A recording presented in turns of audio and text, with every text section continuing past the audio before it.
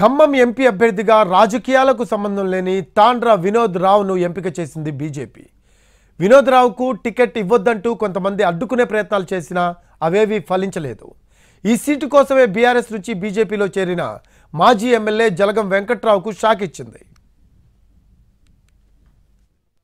Khammam Lok Sabha seat విషయంలో అనూహ్య పరిణామం చోటు చేసుకుంది. రాజకీయాలకు ఏమాత్రం సంబంధం లేని వ్యక్తికి ఆ టికెట్ను కేటాయించింది బీజేపీ. గతంలో ఆర్ఎస్ఎస్లో పనిచేసిన అనుభవం వినోదరావుకు కలిసొచ్చింది.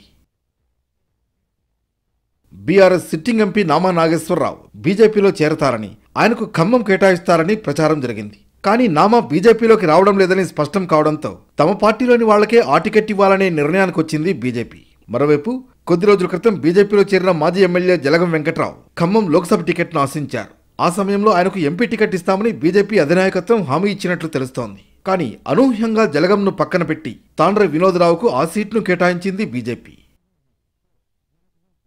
తాండ్ర వినోద్ కుమార్ది భద్రాద్రి కొత్తగూడెం జిల్లా ముల్కలపల్లి మండలం. ఒక రకంగా ఖమ్మం జిల్లాతో ఆయనకు ఎలాంటి అనుబంధం లేదు. కానీ 2 నెలలుగా బీజేపీ కార్యక్రమాల్లో విస్తృతంగా పాల్గొంటున్నారాయన. ఆర్ఎస్ఎస్ అధిష్టానంతో తాండ్ర వినోదరావుకు మంచి సంబంధాలున్నాయి. ఈ కారణంగానే వినోదరావుకు సీటు వచ్చినట్లు తెలుస్తోంది. వినోదరావుకు సీటు ఇవ్వొద్దంటూ ఖమ్మం జిల్లాకు చెందిన కొందరు బీజేపీ నాయకులు ప్రయత్నాలు చేశారు. కానీ అవేవీ పనిచేయలేదు.